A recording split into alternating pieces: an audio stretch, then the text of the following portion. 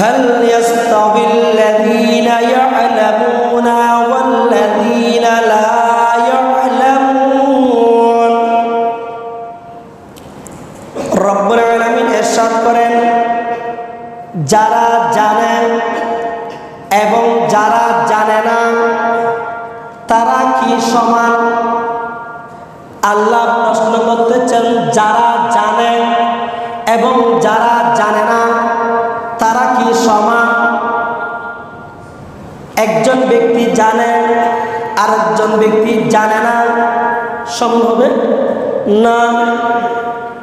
এখানে আলেম শব্দের অর্থ শুধু হুজুররা না।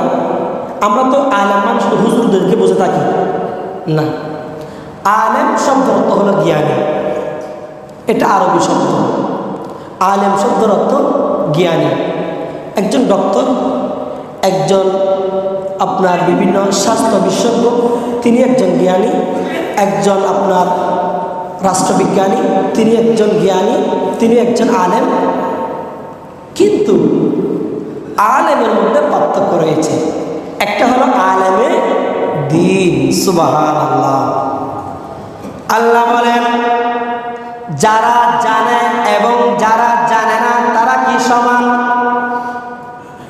অপর আয়াতের মধ্যে রব্বুল আলামিন ইরশাদ করেন, ইন্নামা ইয়াখশাল্লাহা মিন ইবাদিহিল উলামা।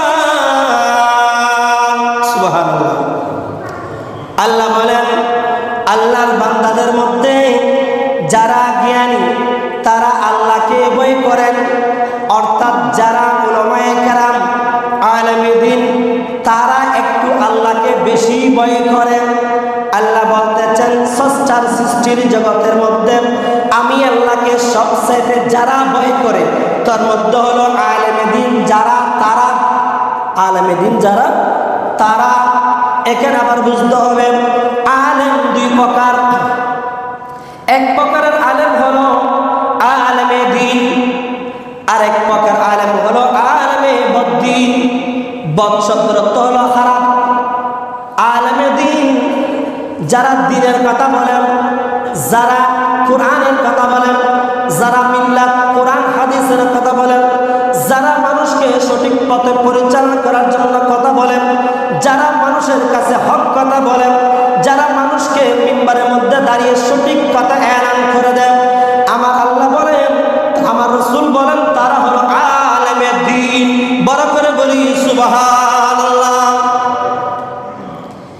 যে আলেমে দ্বীনের জন্য যাদের ফজিলত, যাদের বরকত, যাদের সম্মান আল্লাহ পাক রব্বুল আলামিন আমার রাসূল হাদিসে পাকের মধ্যে ইরশাদ করেছেন, সর্বপ্রথম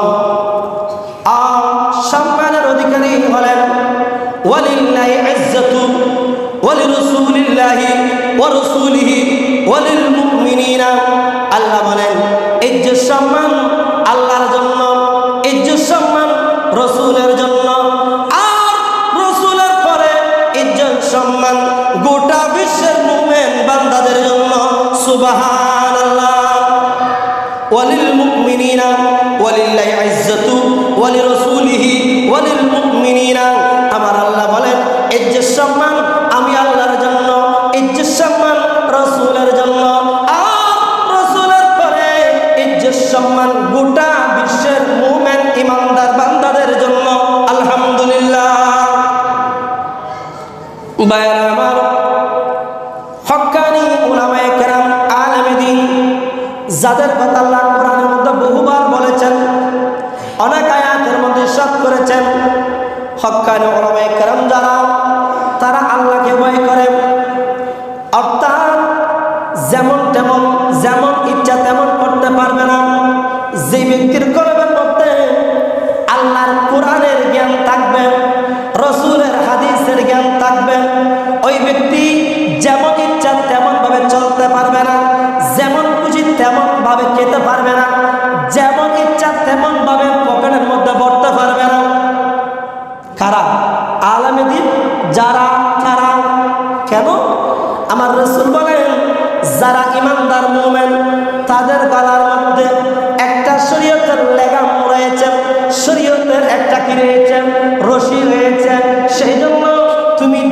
তেমন কিছু আহার করতে পারবে না, তোমার মুখ দিয়ে যেমন তেমন কথা বলতে পারবে না, তুমি মিথ্যা কথা বলতে পারবে না, তুমি গীবত করতে পারবে না। যদি করো তাহলে তুমি তো আলেমের দ্বীনের অন্তর্ভুক্ত হবে না, হক্কানি উলামায়ে কেরামের কাতারের মধ্যে লিস্টির মধ্যে তুমি লিপিবদ্ধ হবে না। হয়তো তোমার জুব্বা থাকবে, তোমার পাগড়ি থাকবে, তোমার টুপি থাকবে, তোমার দাড়ি থাকবে, বরঞ্চ তোমার কলবের ভিতরে শূন্য, তোমার কলবের ভিতরে হেদায়েত শূন্য, তোমার কলবের ভিতরে কোনো হেদায়েত নাই, তোমার কলবের মধ্যে কোনো আল্লাহর রহমত নাই, আল্লাহর নিদর্শন নাই, আল্লাহর খৌফ নাই, রাসূলের ভয় নাই। যে ব্যক্তির অন্তরের মধ্যে, যে ব্যক্তির কলবের মধ্যে আল্লাহর ভয় থাকবে না, রাসূলের ভালোবাসা থাকবে না, রাসূলের ভয় থাকবে না, ওই ব্যক্তি যেমন ইচ্ছা তেমন করতে পারবে, যেমন ইচ্ছা তেমন আহার করতে পারবে, যেমন ইচ্ছা তেমন ভাবে পকেটের মধ্যে ভরতে পারবে। নাউযুবিল্লাহ। আর সিটিংয়ে বসায় কথা আসতবা হয়তো মজ্ঞের ডুলু মজ্ঞে জাজাতে বসাই মগলে ব্যাংক হয়, দেখুন অনারেকে তোয়াই নেব, অনারেকে তোয়াই রাঙ্গুনি আর মগ ফারি বহুত বেশি মগর ডুলবের মেদবি আপ পাইলেও পরে, কুচ্চে খাইলেও পরে, ব্যাংক খাইলেও পরে, মাছ খাইলেও পরে, ঠিক কিনা? মুসলমান মাছ ধরব না নবরি, মুসলমানরা বলবে। মুসলমান একজন মাছ চাওয়ার জন্য গিয়েছে পুকুরের মধ্যে, নদীর মধ্যে, বিলের মধ্যে, ঘাটের মধ্যে। উনি কি জাল মারার মধ্যে, ওই জালের মধ্যে কিংবা ওই কি বলে যে মাছ ধরার যন্ত্রের মধ্যে যে যন্ত্র আছে, ওই যন্ত্রের মধ্যে যদি কেউ মাছ, হাফ, কুচ্চা, ব্যাং আসে, মুসলমান কি সবগুলো ওখানে বলবে? কখনো বলবে না। মুসলমান বলবে আমি তো ব্যাং খাই না, আমি তো কুচ্চা খাই না, জমিও অনেক মানুষ কেয়ারা খাই, এটা মাকরুহ আছে না? মুসলমানরা বলতে পারবে না যে জায়গার মধ্যে সামান্য খাদ্য কিন্তু টাকা পাইলে বলে ফেলবো, যেহেতু টাকা পেলে বলে ফেলবো। নাউজুবিল্লাহ বলেন না? এরকম অনেক আছে না নাই? মুমিনও একটা হলো সুদের টাকা, আরেকটা হলো দুকার টাকা, তেমন বেশি পার্থক্য নাই। একটা হলো সুদের টাকা, আরেকটা হলো দুকের টাকা। কাউকে দুকা দিয়ে আমি টাকা নিয়েছি, এটা সুদের চাইতে কম না। মতবাই, খালতবাই, তালতবাই, ফুতুবাই সবার একত্রিত।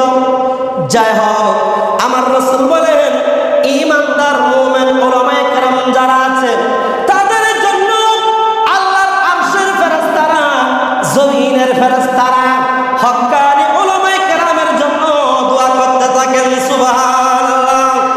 আর একটু জোরে বলেন না সুবহানাল্লাহ।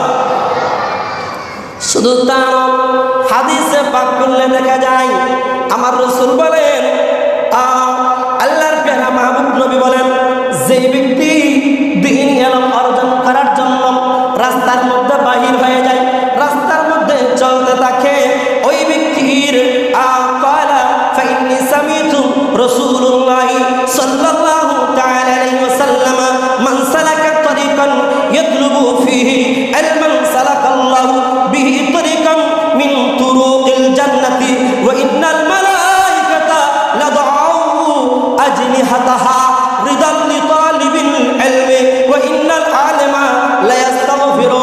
আল্লাহর প্রিয় মাহবুব নবী হাদিসে পাকের মধ্যে ইরশাদ করেন, যে ব্যক্তি দ্বীন ইলম অর্জন করার জন্য আল্লাহর রাস্তার মধ্যে নেমে যায়, আল্লাহর রাস্তার মধ্যে নিজেকে বিলীন করে দেয়, রাস্তার মধ্যে পথ চলাচল করতে থাকে, ওই অবস্থার মধ্যে আল্লাহর রহমতের নূরি ফেরেশতারা তাদের নূরানি ডানাগুলো বিছিয়ে দেয়।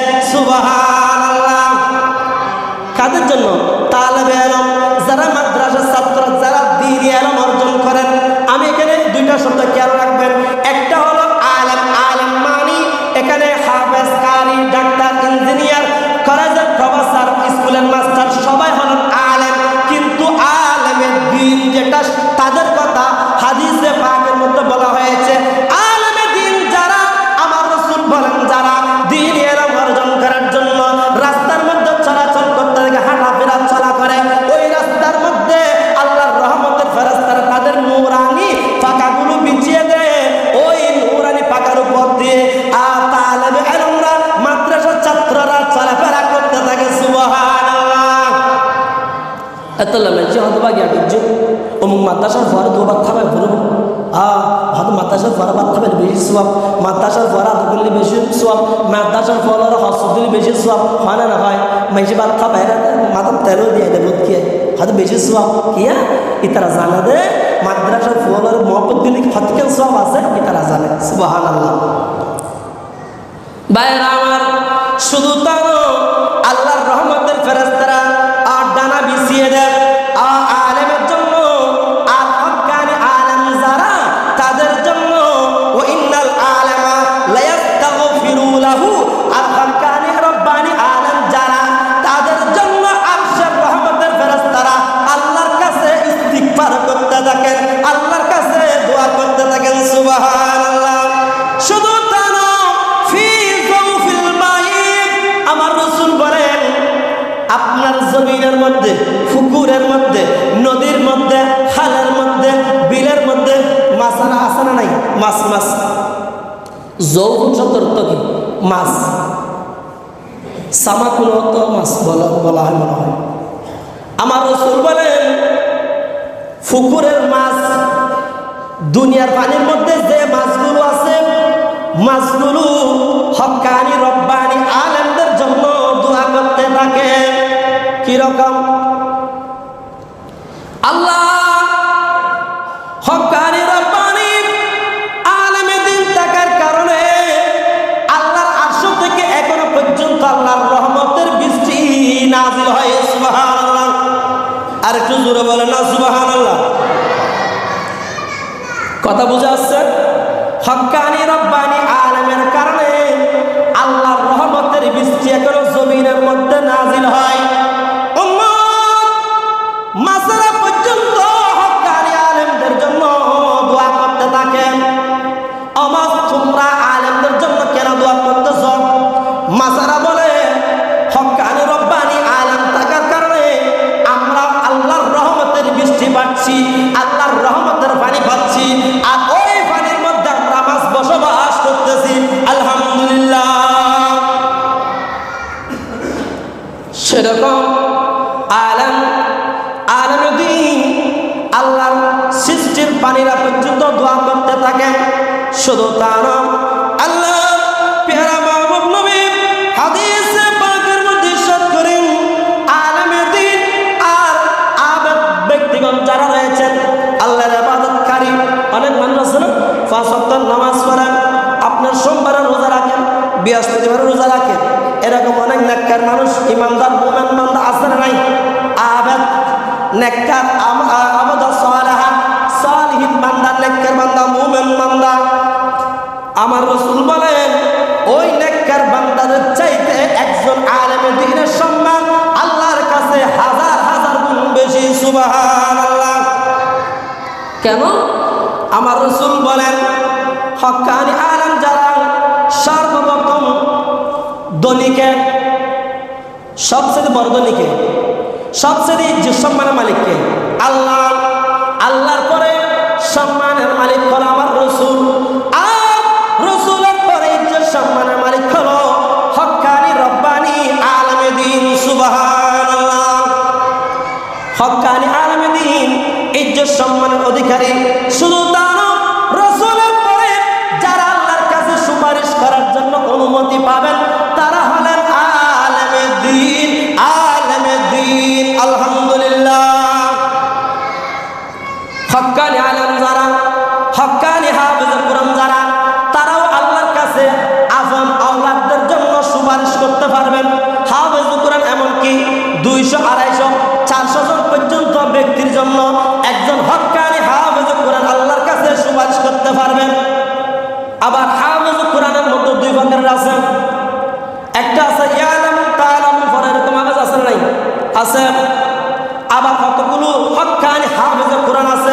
ওই হক্কানি হাফেজ কোরআন তাদের কথা বলা হয়েছে আলেমদের মধ্যে অনেকম আছে। কিছু উপরে ফিটফাট, ভিতরে সদরঘাট আছে না নাই? মানুষের ভয়ে কথা বলতে পারে না, এরকম আছে না? এরা কিন্তু আলেমে দ্বীন নয়, আলেমে হক্কানি নয়, এরা হলো আলেমে বালবুটকানি। বলবেন, মনে করুন আপনি একটা দোষ করেছেন, আমি আপনাকে বলে দিচ্ছি ভাই এই দোষটা, এই কাজটা কিন্তু ভালো হচ্ছে না, আপনার জন্য এটা ভালো হবে না, এটা গুনাহের কাজ। মনে করবেন উনি আপনার প্রকৃতপক্ষে একজন বন্ধু। সুবহানাল্লাহ। যিনি ভুল ধরিয়ে দিবেন, যিনি ভুল শুধরাই দিবেন, তিনি কখনো শত্রু হতে পারে না। তিনি আসলে কি প্রকৃতপক্ষে তিনি হলেন বন্ধু। আর যিনি, একটা কথা বলবেন, তেলযুক্ত খাবার খুবই সুস্বাদু, ঠিক কি না? একটু কথা বলেন। তেলযুক্ত খাবার, এই যে বেগুনি, পেঁয়াজু, আবার মরিচা, চনা বুট আর ইত্যাদি, এই আবার কি বল হালিম, এগুলো তেলযুক্ত খাবার না? এগুলো একসাথে খেলে অনেক মজা লাগে, ঠিক কি না? তেলযুক্ত খাবার যেমনিভাবে খাইতে অনেক মজা, মুখের মধ্যে ভালো লাগে, কিন্তু ভিতরে গেলে শরীরকে নষ্ট করে দেয়। বিশেষ করে দোকানগুলো, বাহিরের খাবারগুলো আপনার খাইতে সুস্বাদু, আপনার মজা লাগে, কিন্তু ভিতরে গেলে শরীর নষ্ট করে দেয়। তেমনি ভাবে পৃথিবীর জমিনের মধ্যে কতগুলো তেলবাস আছে, এটা আলেমদের মধ্যে বলুন, আমাদের মধ্যে বলুন, সাধারণ পাবলিকদের মধ্যে বলুন, কতগুলো তেলবাস মানুষ আছে না নাই? মনে করবে ওই সমস্ত তেলবাস আলেমের কারণে, তেলবাস আমামের কারণে, তেলবাস মুসল্লিদের কারণে সমাজ নষ্ট হয়ে যায়। বড় করে বলি নাউজুবিল্লাহ। আপনাদের কি কষ্ট লাগতেছে? তেমনি ভাবে তেলযুক্ত খাবার যেভাবে শরীর নষ্ট করে দেয়, তেলযুক্ত খাবারও, তেলযুক্ত কথাও মানুষের সমাজকে নষ্ট করে দেয়, ধ্বংস করে দেয়। সেই জন্য সাবধান, সতর্ক। তেলযুক্ত কথা থেকে সতর্ক থাকবেন, নিজেকে রক্ষা করবেন। আমি একের একটা মশাল বলতেছি, আলোচনা দিতে চাইছি। আমার মুরব্বীরা, এরা আমার বাবার সমতুল্য হবে। এই যে অনেকে চেয়ারের মধ্যে বসছেন, 1 2 3 4 5 6 7 8 9 10 জন ব্যক্তি চেয়ারে বসে নামাজ পড়তেছে। কেউ মনে কষ্ট নেবেন না, মাপ চাইয়ে দিচ্ছে আপনাদের, আপনাদের পায়ে হাত থেকে বলতেছে, কেউ মনে কষ্ট নেবেন না। আমি আপনাদের ইমাম খতিব, আপনাদের মহব্বতের মানুষ, আপনাদেরকে আমি শ্রদ্ধা করি, আপনার আমার শ্রদ্ধা করেন। কোরআন, হাদিস, ইজমা, কিয়াস, 4টা। কোরআন না পেলে আমরা হাদিসে যাব, হাদিসে না পেলে আমরা কোরআনে যাব, কোরআনে না পেলে হাদিস, হাদিস না হয় ইজমা, ইজমা না কিয়াস। এই যে আমরা চেয়ার বসে নামাজ পড়তেছি, এই মাসালাটা কোনো জায়গার মধ্যে নাই, কোনো জায়গার মধ্যে নাই নাই নাই। এক কথায় চেহারে বসে নামাজ পড়লে সে নামাজ হবে, একটা আওয়াজ দেন, নামাজ হবে না। হুজুর কি করব? এখন আমরা কেউই আর বদ্দা মামা পালি চেহারা বইতে, আর ভাই সবুর হো বই চেহারা, আর ভাই ইকবাল সাধু বই খতম করবা বই, তাই বইয়ের না কেন খেলে ব্যথা লাগে, দেরি লাগিলে যেটুকু না লাগে ইয়ার তোলের 4 দিন বাড়াইয়ের হয়ে চেয়ারে বই নামাজ পড়ে। আসুন, আসলে কি চেয়ারে বসে নামাজ পড়লে নামাজ হবে? চেয়ারে বসে নামাজ পড়লে নামাজ হবে না। হুজুর কেন হবে না? নামাজের যে শর্ত রয়েছে, এখানে একটা শর্ত হলে সবগুলো ফরজ ভঙ্গ হচ্ছে। নাম্বার 1, কাতার সোজা করা ফরজ কিংবা ওয়াজিব। চেয়ারে বসে যখন নামাজ পড়বেন, আপনার নামাজের কাতার সোজা হয় না, সেই জন্য যিনি পড়তেছেন তার নামাজও খতরা হচ্ছে, আমরা যারা মুসল্লি রয়েছে আমাদের নামাজও খতরা হচ্ছে। হুজুর এখন আমরা কি করতে পারি? চেয়ারে না বসে আমরা কি করতে পারি? আপনাদেরকে আমি একটা সুন্দর একটা মশলা দিচ্ছি। আমি একজন ফেকা থেকে আমি কামেল পাস করেছি জামিয়া আহমেদের থেকে, আমি হাদিস কামেল অনার্স মাস্টার্স করেছি জামিয়া থেকে। এগুলো এর জন্য বলতেছি, নিজেকে বড় বলার জন্য বলতেছি না। অর্থাৎ হয়তো কথাগুলো যে কোনো ব্যক্তি বলবে না, যে কোনো ইমামরা বলবে না, যে কোনো খতিবরা বলতে পারবে না। কেউ কাবর সুবর খতিব, আর কেউ দিনী এলম অর্জন করে লেখাপড়া করে মাদ্রাসায় পড়ে স্টাডি করে তারা মিম্বারের মধ্যে দাঁড়িয়ে কথা বলে, আর অনেকে দাখিল পাস করে ইমামতি করতেছেন। আসুন, আপনি চেয়ারে না বসে আপনি মসজিদের মধ্যে আপনি বসবেন, বসে বসে নামাজ পড়বেন। আপনার যেরকম ইচ্ছা সেরকম, এই যে আমার ভাই দুলান ডেকে মাটিতে বসছেন, মসজিদের ময়দান বসছেন, এইভাবে বসতে পারবেন, এইভাবে নামাজ পড়বেন, সমস্যা নেই। প্রয়োজনে ফিকাহগণ, মুফতি, মুহাদ্দিসগণ, মুহাদ্দিসিন কিরাম বলতেছেন আপনি প্রয়োজনে কাবার দিকে পা টেনে রেখে আপনি নামাজ পড়ুন। এরপরও চেয়ারে বসে নামাজ পড়লে নামাজ হবে না। হুজুর মক্কা মদিনা, আমি বলতেছি এটা, আমি মক্কা মদিনা কোরআন হাদিস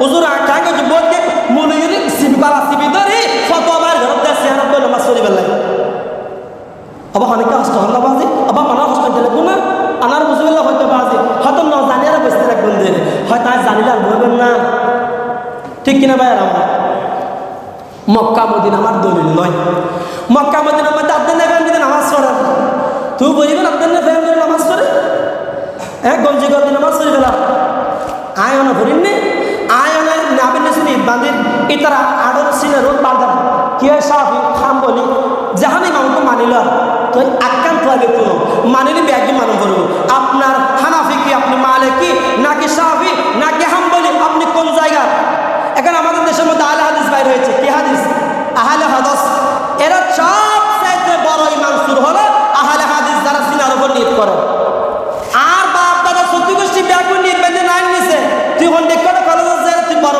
গিয়ে ডিগ্রি পাস বলিয়ে গেছিস তুই সিনার উপর নিয়ত পারো না মেয়ে বন্যানি হাফ ব্রিটিশ ফাড়ি আরো যাক অনেক লম্বার দিকে চলে গেছি আপনারা মনে কষ্ট নেবেন না অর্থাৎ মুরব্বীরা চেষ্টা করবেন চেহারে না বসে নামাজ পড়ার জন্য আল্লাহ বলেন আমিলা মাকানের কুদরতুল খোদাকে আমিলা মাকানের কুদরতুল খোদা একজন মানুষকে অনেক সুন্দর করে সৃষ্টি করেছি অনেক সুন্দর করে বানিয়েছি অনেক সুন্দর করে তৈরি করেছি একজন মানুষের বডি সমস্ত বডি আল্লাহর রহমতের ফেরেশতা তৈরি করেছেন আল্লাহ বলেন আমিলা মাকানের কুদরতুল খোদা আমার বান্দাদের বডির মধ্যে এমন একটা জায়গা আছে যেই জায়গাটা আমি লা মাকানুর কুদরতুল খোদার নিজের হাতে তৈরি করেছি সুবহানাল্লাহ সেই জায়গাটার নাম কি আমার আল্লাহ বলেন কপাল কপাল কপাল মাথা এই মাথা কানা আল্লাহর কুদরতের হাত দিয়ে নিজে বানিয়েছেন সুবহানাল্লাহ সেই জন্য এই কপাল দিয়ে যখন আল্লাহকে সিজদা করা হয় আল্লাহ বেশি বেশি খুশি হয় এই কপাল দিয়ে যখন আল্লাহকে সিজদা করা হয় আল্লাহ বেশি বেশি খুশি হয় আল্লাহ খুশি হয় আল্লাহর রহমতের ফেরেশতাকে বলে এই রহমতের ফেরেশতারা তোমরা তো আমার আদমকে সৃষ্টি করার জন্য তোমরা অভিযোগ করেছিলা না বানার জন্য সৃষ্টি না করার জন্য খলিফা না পাঠানোর জন্য ও ফেরেশতারা দেখো দেখো আমার বান্দারা জুমার দিন কত সুন্দর করে মাটির মধ্যে দাঁড়িয়ে জমিনের মধ্যে আমি আল্লাহর কুদরতের কদমের মধ্যে সিজদা দিচ্ছে সুবহানাল্লাহ সেই জন্য আজকে এই জায়গার মধ্যে বসলে আরেকদিন আরেক জায়গার মধ্যে বসবেন কেন আল্লাহ আপনার জন্য এই মসজিদ যেখানে সিজদা দিচ্ছেন ওই সিজদার জায়গা আপনার জন্য আল্লাহর কাছে দলিল হয়ে যাচ্ছে ওই জায়গা আপনার জন্য আল্লাহর কাছে সুপারিশ করবে আল্লাহ ওই ব্যক্তি আমি জমিনকে সিজদা দিয়েছেন তুমি আল্লাহকে সিজদা দিয়েছে আমি জমিন ওই ব্যক্তির পক্ষে সাক্ষী বড় করে বলি সুবহানাল্লাহ আল্লাহুম্মা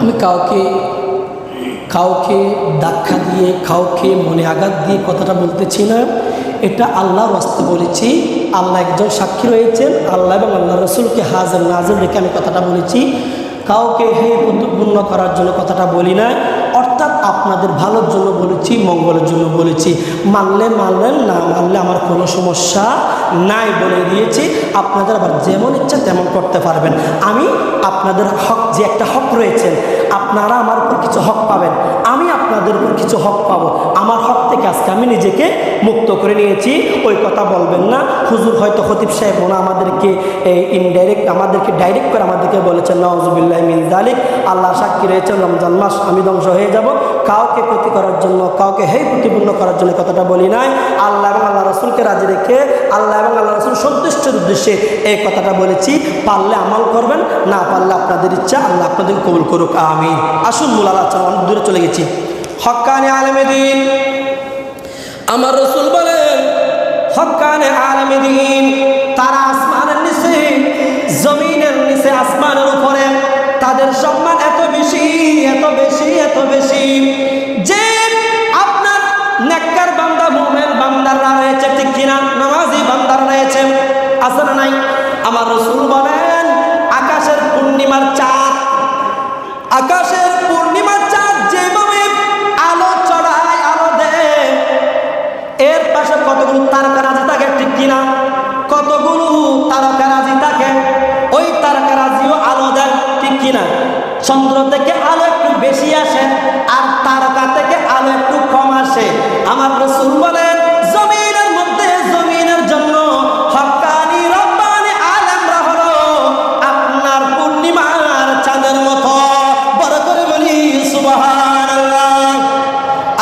জোরে বলি সুবহানাল্লাহ।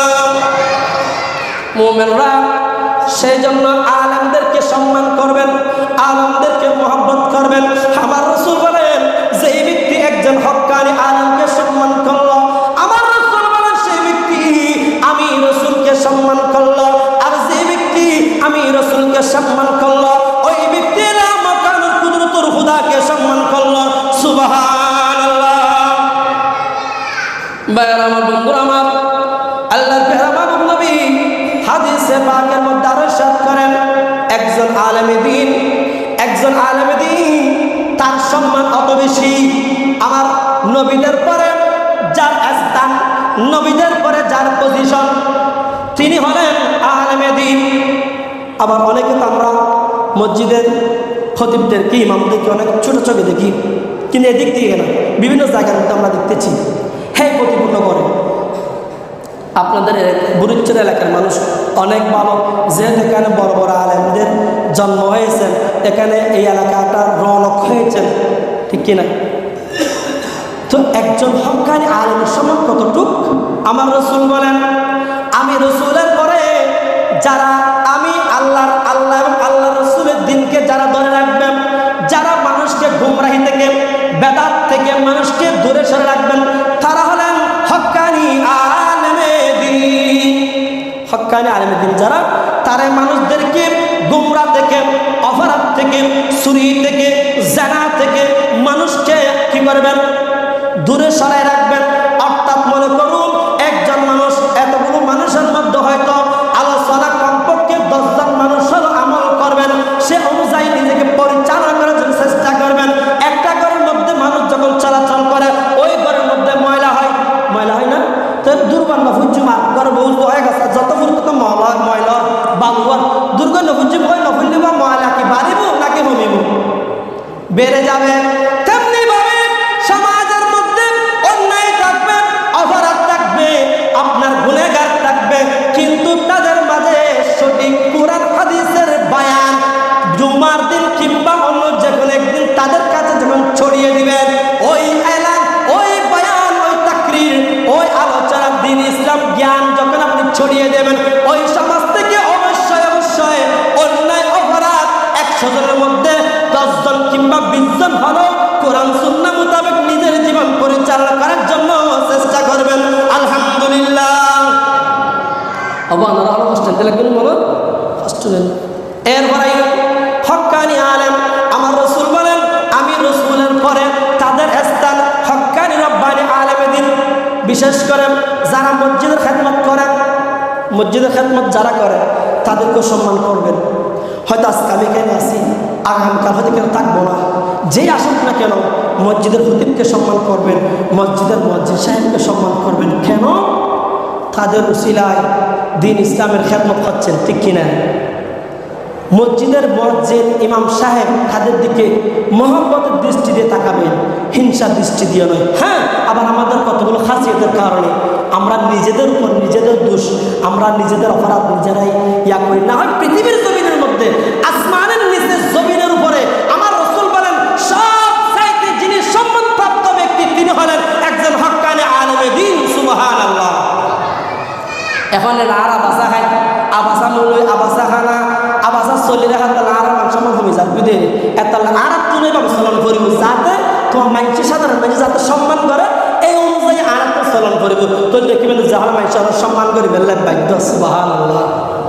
ভাইয়েরা আমার, হয়তো একজন আলেম, একজন মসজিদের খতিব, মনে করেন আকান বিয়ের আগদ কি ওই আগদই অবা, আচ্ছা এই আগদের হক খনা গাইব আর কে জানি বোধ কি শূন্য জানি,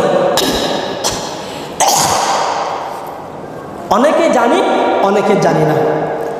এই বিয়ের প্রাপ্যগুলো হলো কন্যার পক্ষে দেবে না, পাত্র পক্ষে দেবে, ছেলের পক্ষে দেবে। হ্যাঁ, কাকে দিবেন? মসজিদের খতিব যিনি, তিনি আগদ আপনার পরিচালনা করবেন, আগদ পড়াবেন। কে হকদার? কে? মসজিদের খতিব যিনি, তিনি।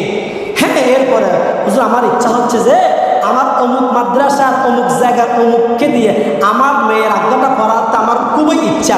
হ্যাঁ, তাও পাবেন, কোনো সমস্যা নাই। কিন্তু কি করতে হবে? আপনাকে ওই ব্যক্তিকে যে হাদিয়া দিবে ওই হাদিয়াগুলো ওই আপনাদের মসজিদের খতিবের কাছে দিয়ে দেওয়া, এটা আপনার ইমানি দায়িত্ব, এটা ওনার হক, ওনার প্রাপ্য, ওনার হক। উনি যদি মাফ না করে আল্লাহ আপনাকে মাফ করবে না। সেই জন্য একদিনের জন্য আবেগ মানুষ বিবেককে নষ্ট করে দেয়। আবেগ দিয়ে কাজ না করে বিবেক দিয়ে কাজ করতে হবে। কারো ছিল আমাদের সমাজের মধ্যে কথা হচ্ছে, কোন ব্যক্তি অল্প টাকা দিয়ে অল্প সম্মানে নিয়ে মসজিদের খেদমত করতেছে, একজন আলেম ওয়াজ করতে আসলে 1 ঘন্টা ওয়াজ করে 30,000 টাকা 40,000 টাকা ভিজিট নিয়ে চলে যায়। কারো ছিল আমরা এই 4টা জুমা 5টা জুমা পড়তেছি, তিনি আমাদেরকে শরীয়ত মোতাবেক কোরআন হাদিসের কথা বলতেছেন, সবসময় তার দিকে একটু সুদৃষ্টি সুনজর দেওয়া, এটা আপনাদের সকলের ঈমানি দায়িত্ব। সুবহানাল্লাহ। আর যিনি খতিবের দায়িত্ব, তার ঈমানি দায়িত্ব কি? তার ঈমানি দায়িত্ব হলো সমাজের মধ্যে অন্যায় হলে, অবিচার হলে, দেশের মধ্যে রাষ্ট্রবিরোধী ইসলাম বিরোধী কোনো কাজকর্ম পরিচালনা হলে তার বিরুদ্ধে যথাযথ কোরআন এবং হাদিসের আলোকে, কোরআন শরীফের আয়াত দিয়ে, হাদিসের আয়াত দিয়ে ওই আপনার অপসংস্কৃতিকে দাপা চাপা দেওয়ার জন্য, ওই অভাবকে সমাজ থেকে দুর্বৃত্ত করার জন্য পানিশমেন্ট দেওয়া হলো একজন হক্কানি রব্বানি আলেম দ্বীনের ঈমানি দায়িত্ব। সুবহানাল্লাহ। এখানে মিডিয়া মেনলি ওই প্রথম বললাম না, তেলযুক্ত খাবার, তেলযুক্ত কথা, দুইটাই মানুষের জন্য ক্ষতিকর। একটা মানুষের শরীরকে নষ্ট করে দেয়, আর একটা মানুষের সমাজকে নষ্ট করে দেয়। সেই জন্য আমাদের সজাগ থাকতে হবে, কার হক কোনটা, আমাদেরকে সে হকের দিকে একটু খেয়াল করতে হবে। অনেক জায়গার মধ্যে দেখা যায় এখন, বিশেষ করে আবার আলহামদুলিল্লাহ আপনাদের এখানে আমি যা শুনেছি আপনাদের এলাকার মানুষ অনেক ভালো। বিভিন্ন জায়গার মধ্যে এই রমজান মাস আসতেছে, কত প্রকারের যে জুলুম করতেছে দেখেন। মসজিদের খতিবের নামে, মুয়াজ্জিনের নামে, হাফেজ কোরআন, অর্থাৎ এক বাক্য রমজান শরীফের মধ্যে যারা মসজিদ দায়িত্ব থাকে তাদের নাম দিয়ে এই সমাজ থেকে, এলাকা থেকে বিভিন্ন হাদিয়া উত্তোলন হয় কিনা, হাদিয়া উত্তোলন করা হয়। এটা দিচ্ছেন আপনারা বড় সওয়াবের কাজ, ভালো কাজ। 1 খতম দিচ্ছেন, এটা অন্যান্য মাসের মধ্যে 70-700 খতম সওয়াব আপনারা পেয়ে যাবেন। সুবহানাল্লাহ। যারা দিচ্ছেন, যারা দিবেন, আল্লাহ সকলকে কবুল করুক, আমিন। বিভিন্ন জায়গার মধ্যে কি করেন জানেন, টাকা উত্তোলন করে মসজিদ ফান্ডের মধ্যে রেখে দেন টাকাগুলো। কাদের নাম দিয়ে? খতিবের নাম, ইমামের নাম, মুয়াজ্জিনের নাম, হাফেজ কোরআনের নাম দিয়ে টাকা উত্তোলন করে ওই টাকাগুলো মসজিদ ফান্ডের মধ্যে কিছু টাকা দিয়ে আর কিছু টাকা রেখে দেয়। হুজুর, এই টাকাগুলো কি জায়েজ হবে? সম্পূর্ণ হারাম হয়ে যাবে। আপনি টাকা উত্তোলন করার সময় ওই কথা বলেন নাই, আজকে আমরা টাকা উত্তোলন করতেছি মসজিদের জন্য এবং হাফেজ কোরআন মসজিদের হুজুরদের জন্য টাকা উত্তোলন করতেছি, এই কথা আপনি বলেন নাই। যেহেতু আপনি মসজিদের কথা উল্লেখ করেন নাই, সেহেতু ওই টাকা মসজিদ ফান্ডে রাখা সম্পূর্ণ হারাম, হারাম, হারাম।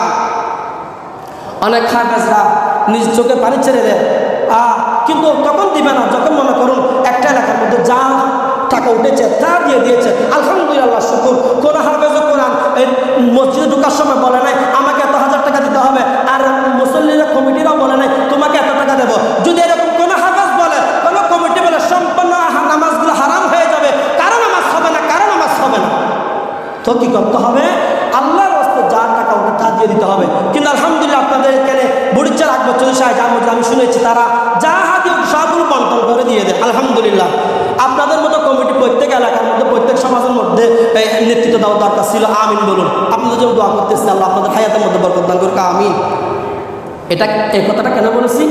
আমাদের অনেক শুভাকাঙ্ক্ষীরা আমাদেরকে দুঃখগুলো প্রকাশ করে, হুজুর এত কষ্ট করে 30 দিন 20 দিন তারাবি করেছি, 15 দিন করে তারাবি করেছি হুজুর, কিন্তু আমাদের হকগুলো আমাদেরকে ঠিক মতো দিচ্ছে না। এই কত কষ্ট করে রোজা রেখে তারাবি বা ফন্নাগুলো করে মুখস্থ করে আমরা এই মানুষদেরকে শ্রবণ করিয়েছি, শুনিয়েছি, কিন্তু আমাদের হকগুলো আমাদেরকে দিচ্ছেন না। বছরে একবার মসজিদের ইমামকে, মুয়াজ্জিনকে সম্মানীগুলো দেয়, তখনও দেওয়ার সময় বিভিন্ন প্রকারের টোটগিরি বাটখারগিরি চলে না। এগুলো কিন্তু ইসলাম সমর্থন করে না। ভাইয়ের আমার, বন্ধুরা আমার, এই সমস্ত কাজ করবেন না। যারা করেন তাদেরকে আজকে এই মেসেজের মাধ্যমে, এই আলোচনার মাধ্যমে তাদেরকে সতর্ক করে দিতে চায়, আপনারা ওই সমস্ত মানুষের হাফেজ কোরআনের হক নষ্ট করবেন না। যদি আপনি তাদের হক নষ্ট করেন, আপনার হক আল্লাহ নষ্ট করে দেবেন।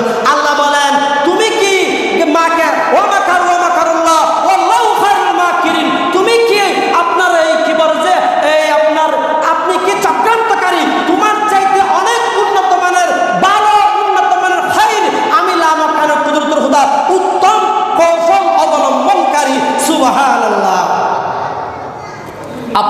তার চাইতে উত্তম কৌশল অবলম্বনকারী কে?